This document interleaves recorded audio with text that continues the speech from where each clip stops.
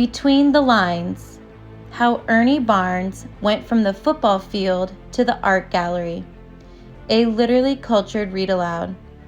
Written by Sandra Neal Wallace and illustrated by Bryan Collier.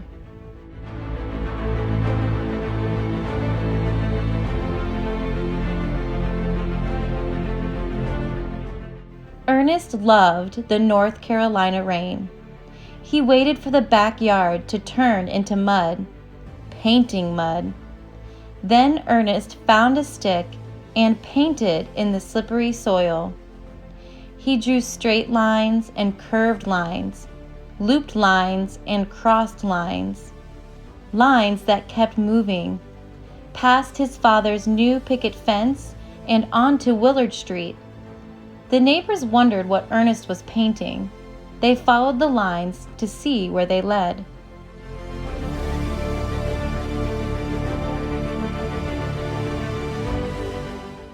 Mama saw how Ernest loved to paint, but in the segregated South, she did not feel welcome in the art museum. So on sunny days, she brought Ernest with her to work. Mama was a housekeeper for a lawyer in Durham's white section. Ernest hadn't known anyone with a library until Mr. Fuller. The room smelled of leather books and mahogany frames that Mama polished. Ernest stared at the beautiful paintings in the frames. They told stories without words. Ernest had trouble with words. Quiet and shy, he rarely spoke. He didn't know what to say when kids from the neighborhood picked on him, and he wouldn't fight back. Instead, he hurried home and painted. When Ernest grew too old to mud paint, he carried a sketchbook. The neighbors wondered what Ernest was drawing. He drew the junk man peddling hubcaps, families walking home from church, the old man snoring on the green sofa in the vacant lot, while the kids played football. In the summer of 1951, most kids in Ernest's neighborhood dreamed of being professional athletes. "Hey man," they'd say, "what did Mays do today?" Ernest didn't want to play baseball or football. His hands were drawing hands. Ernest grew to be 6'3". The football coach at Hillside High wanted him on the team. Ernest told the coach his mama wouldn't let him play.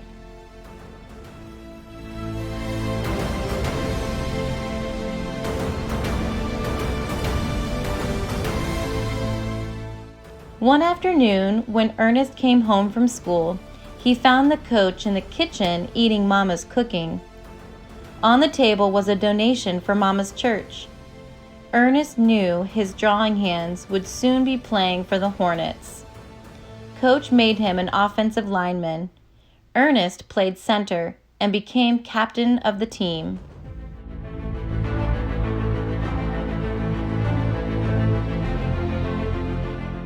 Ernest was so good at blocking that college scouts watched him play. He was offered 26 scholarships. Ernest chose North Carolina College at Durham, an all-black university across the street from Hillside High. He studied art and played football.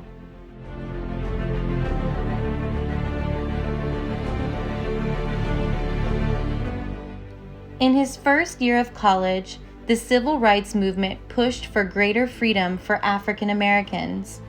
Now, Ernest and his art class could visit the museum. Ernest searched for paintings of people like him. He didn't see any. He had to find the words to ask the tour guide an important question. Ernest moved closer, gathering the words in his head. "Where are the paintings by Negro artists?" he asked. Surprised by Ernest's question, the tour guide paused. "Your people don't express themselves in that way," she said. Ernest knew they did. His teacher had shown slides of artwork by Henry O. Tanner, Edmonia Lewis, and Palmer Hayden.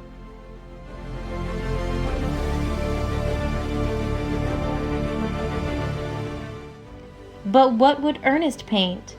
His canvas stayed blank. His art teacher, Mr. Wilson, drove Ernest through the neighborhood.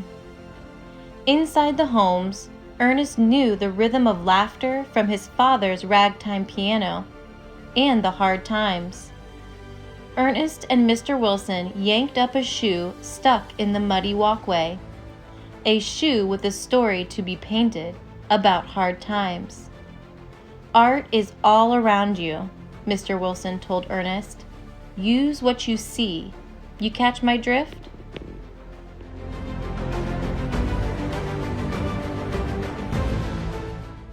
Thinking about what Mr. Wilson had said, Ernest looked around his neighborhood. It no longer appeared ordinary. In the movement of every football play, in the explosion of a kickoff, in the swivel and swerves of game action, he saw beauty. He had found what to paint.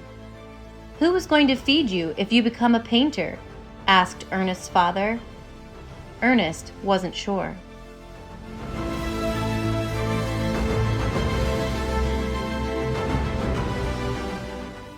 In his senior year of college, National Football League scouts came to watch Ernest play. "We are going to draft you," they told him. But he didn't think they were serious. He had other plans.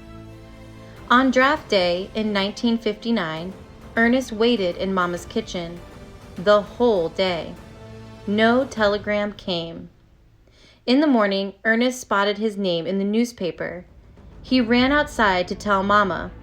"I'm going to be in the pros," he shouted. Ernest would earn a living playing football for the Baltimore Colts. A few weeks later, Ernest rode a bus to watch the Colts play in the NFL championship game. He heard the thwack of tangled linemen butting shoulders on the field. He saw the sweaty faces of his new team, who sat shoulder to shoulder on the bench.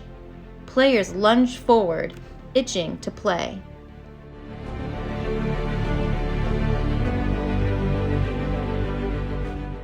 Back home, the sideline images still swirled in Ernest's mind. Jersey numbers, bruising cobalt blue, referee calls, roaring crimson red, sharp shoulders draped in goalpost white. Everything was so clear that Ernest didn't draw it in his sketchbook. He stretched out a canvas, reached for a palette knife, and painted. Quickly, before the image had disappeared from his mind, he'd created his first football painting. He called it The Bench. Ernest decided that he'd never part with it.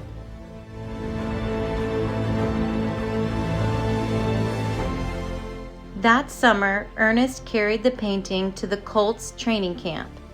A reporter caught sight of it and wrote about it in the newspaper. He called Ernest Ernie, and the name stuck. Ernie kept the bench under his bed for safekeeping. On the last day of training camp, he was cut from the team. "You have everything but experience," the coach told Ernie. The new American Football League picked up Ernie's contract. Crash, bang, boom. Ernie's drawing hands hauled down his opponents every Sunday. His spike-bottom cleats drew lines in the muddy field, but Ernie's sketchbook remained empty.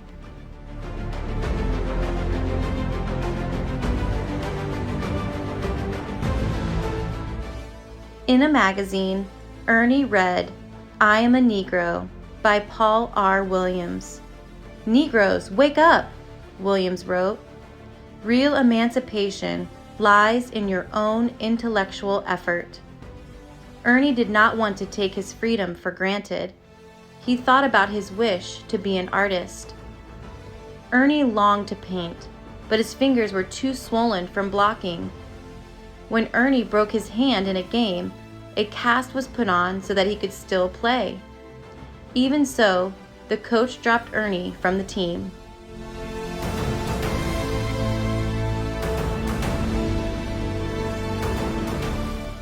A want ad in the newspaper caught Ernie's attention.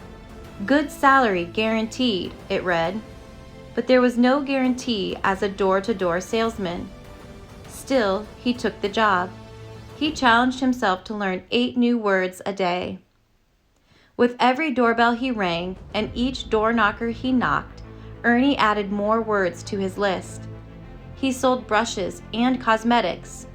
Then he told his customers why he wanted to be an artist, and they listened.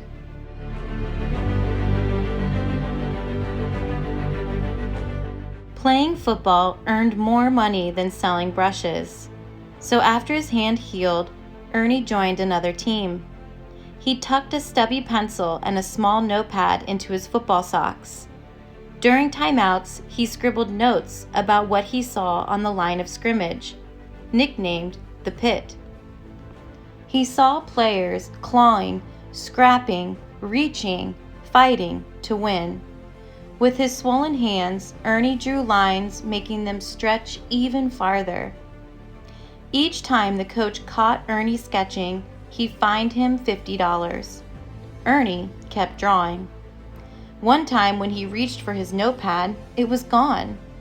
He watched the pieces of paper floating above the field in the wind. "Hey, Barnes," the coach yelled. "You could be great if only you would get that art out of your head."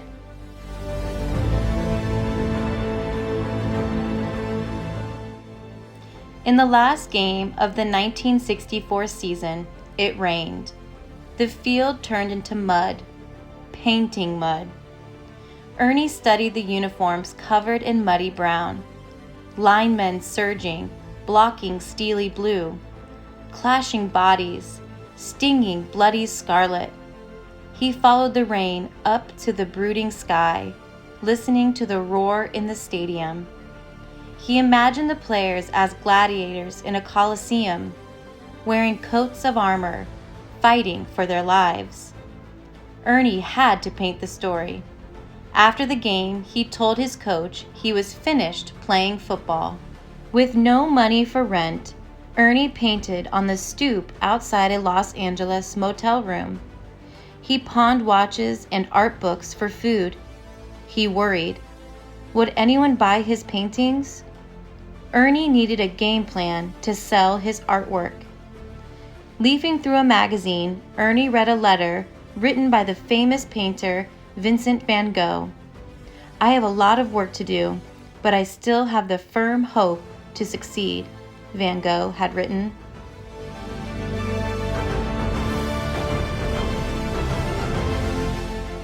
Encouraged by Van Gogh's words, Ernie came up with a brilliant game plan. He gathered his paintings and carried them to a meeting for the owners of the American Football League. Ernie tapped on the microphone to get their attention. "I want to become the official artist for the American Football League," he began. Someone asked Ernie a question. "When can you come to New York and bring your paintings with you?" It was Sonny Werblin, owner of the New York Jets. Sonny offered Ernie a football player's salary, but he didn't want Ernie to play. He wanted him to paint. Then Ernie would have his own show in a New York gallery.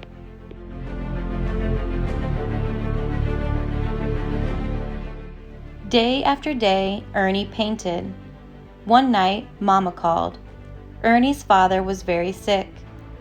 Ernie drove his U-Haul full of paintings to Willard Street. He wanted to go home to see his father one last time. In the backyard, the fence his father had built sagged, a withered gray. Ernie leaned his paintings against it. It was perfect, Ernie decided. Ernie framed his paintings with pieces of his father's fence and drove back to New York City. On the opening night of Ernie's show, the gallery buzzed with activity. Visitors marveled at what Ernie had painted. A woman stuck red sold stickers next to his drawings and paintings. The bench, Ernie's first football painting, was not for sale. Ernie kept that as his own. For years afterward, Ernie's drawing hands painted stories. Celebrities, art lovers, and athletes pushed close to admire his paintings in galleries and museums across the country.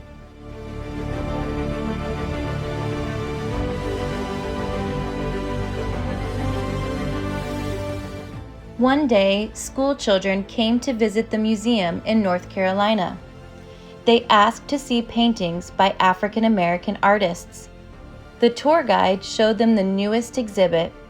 The artist was Ernie Barnes. They saw paintings of flowers growing in cracked sidewalks. They saw football players sparring like gladiators, their hopeful hands reaching for the ball. They saw dancers painted in bright dresses and blue jeans swaying to the rhythm of saxophones glinting gold. In Ernie's paintings, they saw hope. They saw struggle. They saw beauty.